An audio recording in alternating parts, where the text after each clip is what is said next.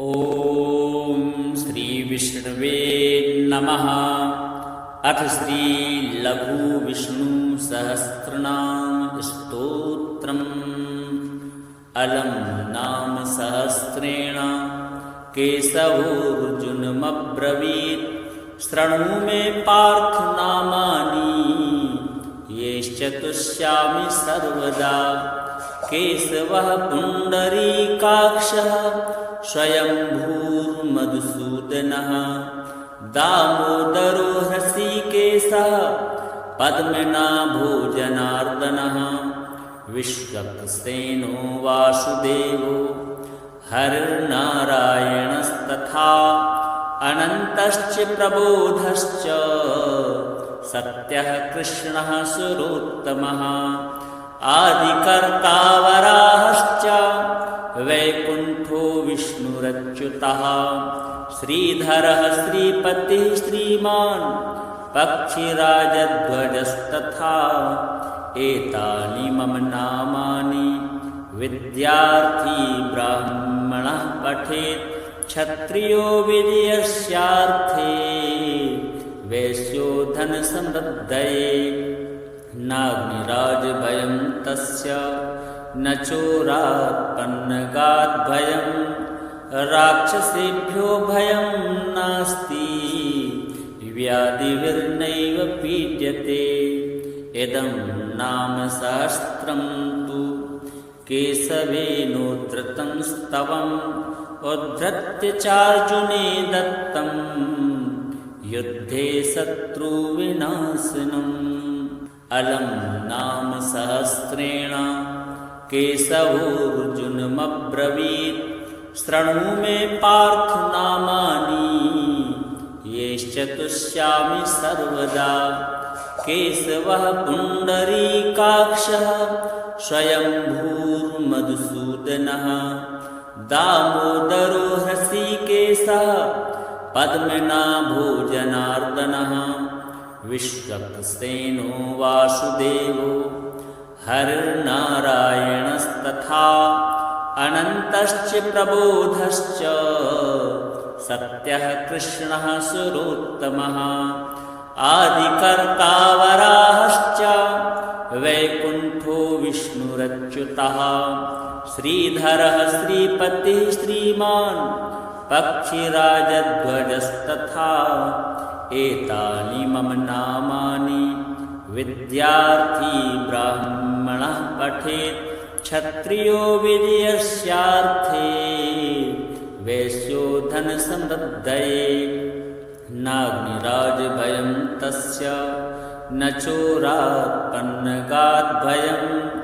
राक्षसेभ्यो भयं नास्ति व्याधिभिर्नैव पीड्यते। इदं नाम सहस्रं तु केशवेनोद्धृतं स्तवम्। उद्धृत्य चार्जुने दत्तं युद्धे शत्रुविनाशनम्। अलम नाम सहस्रेण केशवोऽर्जुनमब्रवीत्। शृणु मे पार्थ नामानि येश्चतुष्यामि सर्वदा। केशवः पुण्डरीकाक्षः स्वयंभूर्मधुसूदनः। दामोदरो हृषीकेशः पद्मनाभो जनार्दनः। विश्वक्सेनो वासुदेवो हरिर्नारायणस्तथा। अनन्तश्च प्रबोधश्च सत्यः कृष्णः सुरोत्तमः। आदिकर्ता वराहश्च वैकुण्ठो विष्णुरच्युतः। श्रीधरः श्रीपतिः श्रीमान् पक्षिराजध्वजस्तथा। एतानि मम नामानि विद्यार्थी ब्राह्मणः पठेत्। क्षत्रियो विजयस्यार्थे वैश्यो धनसमृद्धये। नाग्निराजभयं तस्य न चोरात्पन्नगाद्भयं। राक्षसेभ्यो भयं नास्ति व्याधिभिर्नैव पीड्यते। इदं नाम सहस्त्रं तु केशवेनोद्धृतं स्तवम् उद्धृत्य चार्जुने दत्तं युद्धे शत्रुविनाशनम्। अलं नाम सहस्रेण केशवोऽर्जुनमब्रवीत् शृणु मे पार्थ नामानि येश्चतुष्यामि सर्वदा। केशवः पुण्डरीकाक्षः स्वयंभूर्मधुसूदनः दामोदरो हृषीकेशः पद्मनाभो जनार्दनः विश्वक्सेनो वासुदेवो हरिर्नारायणस्तथा अनन्तश्च प्रबोधश्च सत्यः कृष्णः सुरोत्तमः आदिकर्ता वराहश्च वैकुण्ठो विष्णुरच्युतः श्रीधरः श्रीपतिः श्रीमान् पक्षिराजध्वजस्तथा एतानि मम नामानि विद्यार्थी ब्राह्मणः पठेत् क्षत्रियो विजयस्यार्थे वैश्यो धनसमृद्धये नाग्निराजभयं तस्य न चोरात्पन्नगाद्भयं राक्षसेभ्यो भयं नास्ति व्याधिभिर्नैव पीड्यते। इदं नाम सहस्त्रं तु केशवेनोद्धृतं स्तवम् उद्धृत्य चार्जुने दत्तं युद्धे शत्रुविनाशनम्। अलं नाम सहस्रेण केशवोऽर्जुनमब्रवीत् शृणु मे पार्थ नामानि येश्चतुष्यामि सर्वदा।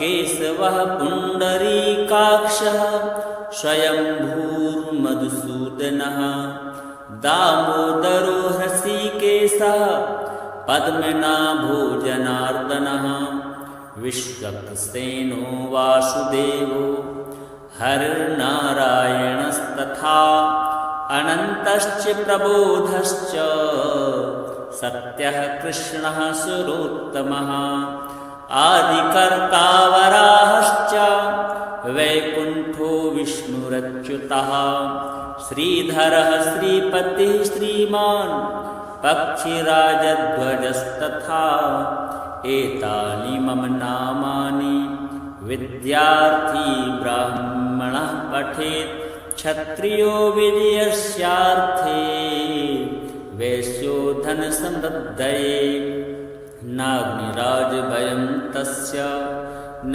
चोरात्पन्नगाद्भयं राक्षसेभ्यो भयं नास्ति व्याधिभिर्नैव पीड्यते। इदं नाम सहस्त्रं तु केशवेनोद्धृतं स्तवम् उद्धृत्य चार्जुने दत्तं युद्धे शत्रुविनाशनम्। अलं नाम सहस्रेण केशवोऽर्जुनमब्रवीत् शृणु मे पार्थ नामानि येश्चतुष्यामि सर्वदा। केशवः पुण्डरीकाक्षः स्वयंभूर्मधुसूदनः दामोदरो हृषीकेशः पद्मनाभो जनार्दनः विश्वक्सेनो वासुदेवो हरिर्नारायणस्तथा अनन्तश्च प्रबोधश्च सत्यः कृष्णः सुरोत्तमः आदिकर्ता वराहश्च वैकुण्ठो विष्णुरच्युतः श्रीधरः श्रीपतिः श्रीमान् पक्षिराजध्वजस्तथा एतानि मम नामानि विद्यार्थी ब्राह्मणः पठेत् क्षत्रियो विजयस्यार्थे वैश्यो धनसमृद्धये नाग्निराजभयं तस्य न चोरात्पन्नगाद्भयं राक्षसेभ्यो भयं नास्ति व्याधिभिर्नैव पीड्यते। इदं नाम सहस्रं तु केशवेनोद्धृतं स्तवम् उद्धृत्य चार्जुने दत्तं युद्धे शत्रुविनाशनम्। अलं नाम सहस्रेण केशवोऽर्जुनमब्रवीत् शृणु मे पार्थ नामानि येश्चतुष्यामि सर्वदा। केशवः पुण्डरीकाक्षः स्वयंभूर्मधुसूदनः दामोदरो हृषीकेशः पद्मनाभो जनार्दनः विश्वक्सेनो वासुदेवो हरिर्नारायणस्तथा अनन्तश्च प्रबोधश्च सत्यः कृष्णः सुरोत्तमः आदिकर्ता वराहश्च वैकुण्ठो विष्णुरच्युतः श्रीधरः श्रीपतिः श्रीमान् पक्षिराजध्वजस्तथा एतानि मम नामानि विद्यार्थी ब्राह्मणः पठेत् क्षत्रियो विजयस्यार्थे वैश्यो धनसमृद्धये नाग्निराजभयं तस्य न चोरात्पन्नगाद्भयं राक्षसेभ्यो भयं नास्ति व्याधिभिर्नैव पीड्यते। इदं नाम सहस्रं तु केशवेनोद्धृतं स्तवम् उद्धृत्य चार्जुने दत्तं युद्धे शत्रुविनाशनम्। अलं नाम सहस्रेण केशवोऽर्जुनमब्रवीत् शृणु मे पार्थ नामानि येश्चतुष्यामि सर्वदा। केशवः पुण्डरीकाक्षः स्वयंभूर्मधुसूदनः दामोदरो हृषीकेशः पद्मनाभो जनार्दनः विश्वक्सेनो वासुदेवो हरिर्नारायणस्तथा अनन्तश्च प्रबोधश्च सत्यः कृष्णः सुरोत्तमः आदिकर्ता वराहश्च वैकुण्ठो विष्णुरच्युतः श्रीधरः श्रीपतिः श्रीमान् पक्षिराजध्वजस्तथा एतानि मम नामानि विद्यार्थी ब्राह्मणः पठेत् क्षत्रियो विजयस्यार्थे वैश्यो धनसमृद्धये नाग्निराजभयं तस्य न चोरात्पन्नगाद्भयं राक्षसेभ्यो भयं नास्ति व्याधिभिर्नैव पीड्यते। इदं नाम सहस्रं तु केशवेनोद्धृतं स्तवम् उद्धृत्य चार्जुने दत्तं युद्धे शत्रुविनाशनम्। अलं नाम सहस्रेण केशवोऽर्जुनमब्रवीत् शृणु मे पार्थ नामानि येश्चतुष्यामि सर्वदा।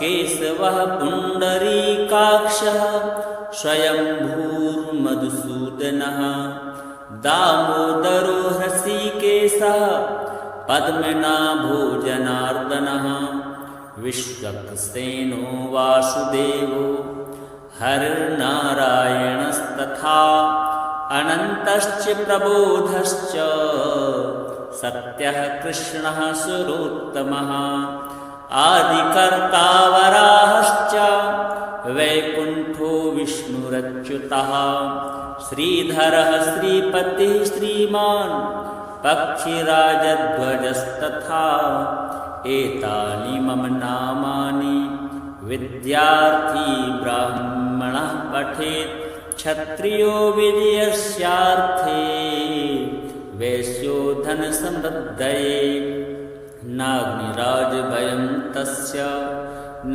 चोरात्पन्नगाद्भयं राक्षसेभ्यो भयं नास्ति व्याधिर्नैव पीड्यते। इदं नाम सहस्रं तु केशवेनोद्धृतं स्तवम् उद्धृत्य चार्जुने दत्तं युद्धे शत्रुविनाशनम्। श्रीगणेशाय नमः। अथ श्रीदरिद्रनाशं विष्णुस्तोत्रम्। नरं नृसिंहं नरनाथमच्युतं प्रलम्ब्य बाहुं कमलायते क्षणं क्षितीश्वरैरर्चितपादपङ्कजं नमामि विष्णुं पुरुषं पुरातनं जगत्पतिं क्षीरसमुद्रमन्दिरं तं सारङ्गपाणिं मुनिवृन्दवन्दितं श्रियः पतिं श्रीधर्मीशमीश्वरं नमामि गोविन्दमनन्तवर्चसम् अजं वरेण्यं जनदुःखनाशनं गुरुं पुराणं पुरुषोत्तमं प्रभुं सहस्रसूर्यज्योतिमन्तमच्युतं नमामि भक्त्या हरिमाद्यमाधवं पुरस्कृतं पुण्यवतां परां गतिं क्षितीश्वरं लोकपतिं प्रजापतिं परम्पराणामपि कारणं हरिं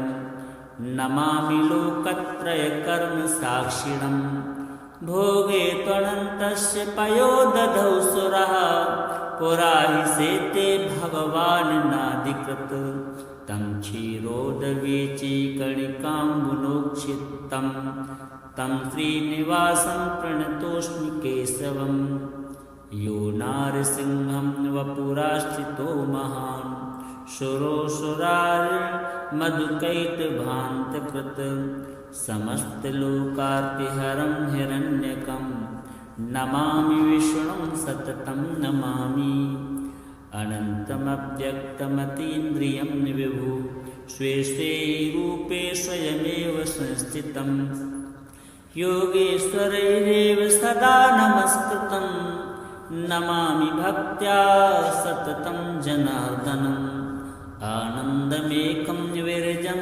विदात्मकं वृन्दालयं योगिभिरेव पूजितम् अडोरणीयां समवृद्धिमक्षयं नमामि भक्तप्रियमीश्वरं हरिं नरं नृसिंहं नरनाथमच्युतं प्रलम्ब्य बाहुं कमलायते क्षणं क्षितीश्वरैरर्चितपादपङ्कजं नमामि विष्णुं पुरुषं पुरातनं जगत्पतिं क्षीरसमुद्रमन्दिरं तं सारङ्गपाणिं मुनिवृन्दवन्दितं श्रियः पतिं श्रीधर्मीशमीश्वरं नमामि गोविन्दमनन्तवर्चसम् अजं वरेण्यं जनदुःखनाशनं गुरुं पुराणं पुरुषोत्तमं प्रभुं सहस्रसूर्यज्योतिमन्तमच्युतं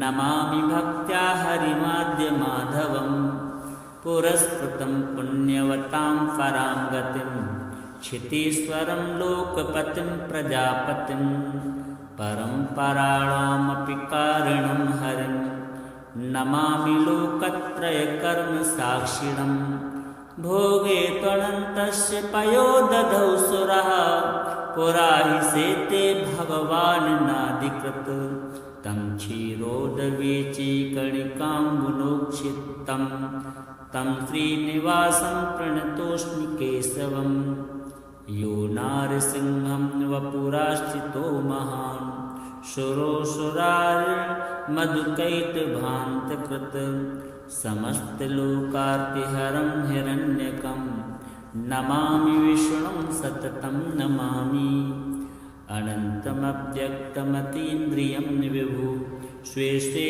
रूपे स्वयमेव संस्थितं योगेश्वरैरेव सदा नमस्कृतं नमामि भक्त्या सततं जनार्दनम् आनन्दमेकं विरजं विदात्मकं वृन्दालयं योगिभिरेव पूजितम् अडोरणीयां समवृद्धिमक्षयं नमामि भक्तप्रियमीश्वरं हरिं नरं नृसिंहं नरनाथमच्युतं प्रलम्ब्य बाहुं कमलायतेक्षणं क्षितीश्वरैरर्चितपादपङ्कजं नमामि विष्णुं पुरुषं पुरातनं जगत्पतिं क्षीरसमुद्रमन्दिरं तं सारङ्गपाणिं मुनिवृन्दवन्दितं श्रियः पतिं श्रीधर्मीशमीश्वरं नमामि गोविन्दमनन्तवर्चसम्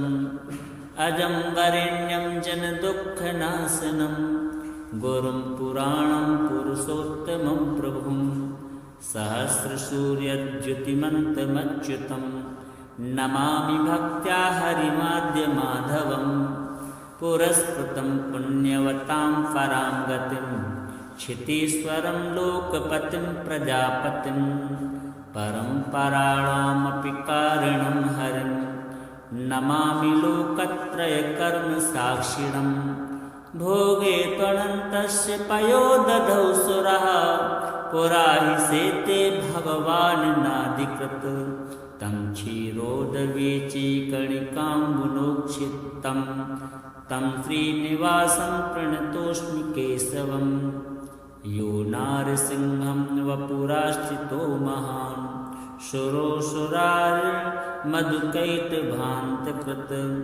समस्तलोकार्तिहरं हिरण्यकं नमामि विष्णुं सततं नमामि अनन्तमव्यक्तमतीन्द्रियं विभु स्वे स्वे रूपे स्वयमेव संस्थितं योगेश्वरैरेव सदा नमस्कृतं नमामि भक्त्या सततं जनार्दनम् आनन्दमेकं विरजं विदात्मकं वृन्दालयं योगिभिरेव पूजितम् अडोरणीयासंवृद्धिमक्षयं नमामि भक्तप्रियमीश्वरं हरिं नरं नृसिंहं नरनाथमच्युतं प्रलम्ब्य बाहुं कमलायतेक्षणं क्षितीश्वरैरर्चितपादपङ्कजं नमामि विष्णुं पुरुषं पुरातनं जगत्पतिं क्षीरसमुद्रमन्दिरं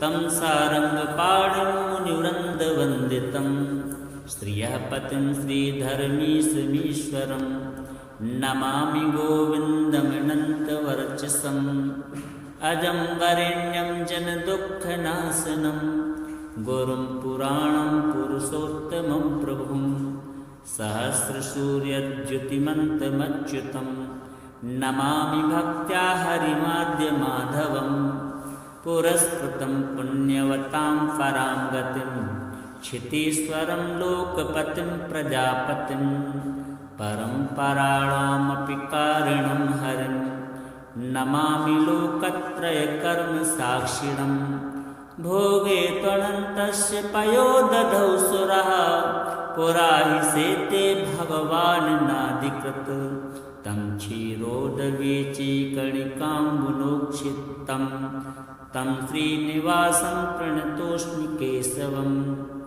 यो नारसिंहं वपुराश्चितो महान् सुरोऽसुरार्मधुकैटभान्तकृत् समस्तलोकार्तिहरं हिरण्यकं नमामि विष्णुं सततं नमामि अनन्तमव्यक्तमतीन्द्रियं विभु स्वे स्वे रूपे स्वयमेव संस्थितं योगेश्वरैरेव सदा नमस्कृतं नमामि भक्त्या सततं जनार्दनम् आनन्दमेकं विरजं विदात्मकं वृन्दालयं योगिभिरेव पूजितम् अडोरणीयासंवृद्धिमक्षयं नमामि भक्तप्रियमीश्वरं हरिं नरं नृसिंहं नरनाथमच्युतं प्रलम्ब्य बाहुं कमलायतेक्षणं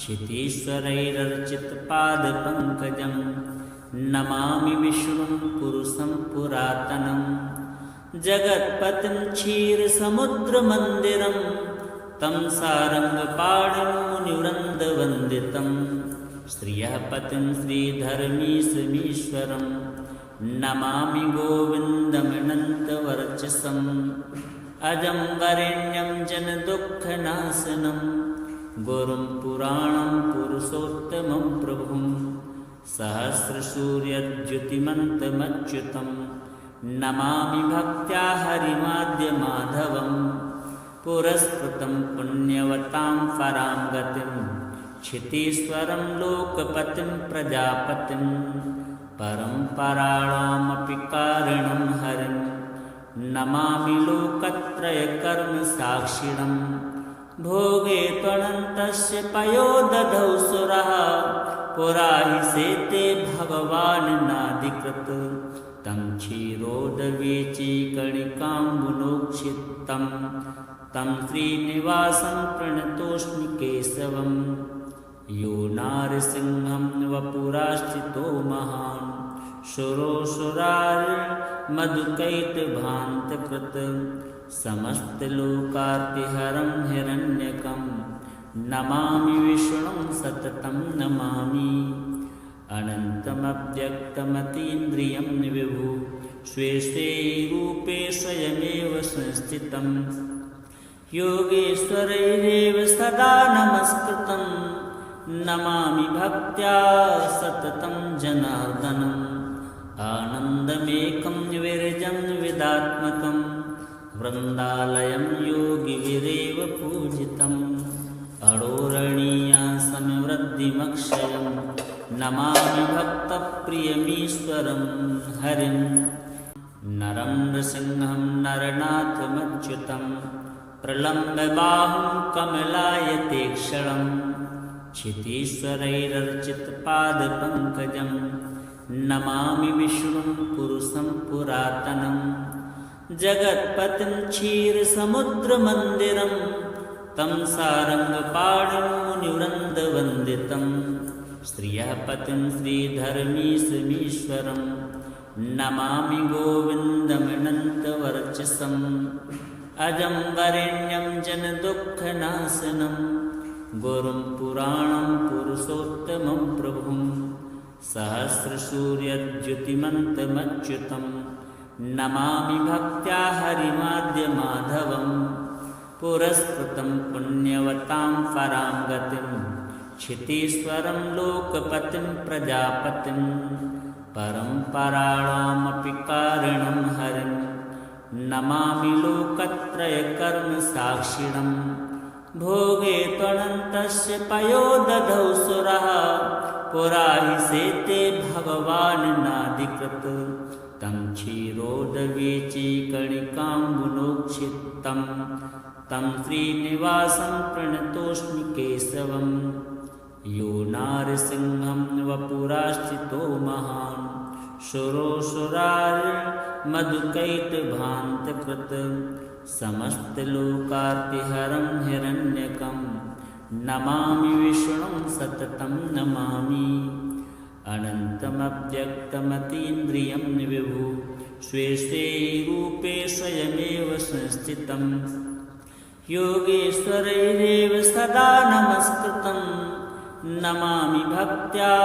सततं जनार्दनम् आनन्दमेकं विरजं विदात्मकं वृन्दालयं योगिभिरेव पूजितम् अडोरणीयासंवृद्धिमक्षयं नमामि भक्तप्रियमीश्वरं हरिं नरं नृसिंहं नरनाथमच्युतं प्रलम्बबाहुं कमलायतेक्षणं क्षितीश्वरैरर्चितपादपङ्कजं नमामि विष्णुं पुरुषं पुरातनं जगत्पतिं क्षीरसमुद्रमन्दिरं तं सारङ्गपाणिं मुनिवृन्दवन्दितं श्रियः पतिं श्रीधर्मीशमीश्वरं नमामि गोविन्दमनन्तवर्चसम् अजं वरेण्यं जनदुःखनाशनं गुरुं पुराणं पुरुषोत्तमं प्रभुं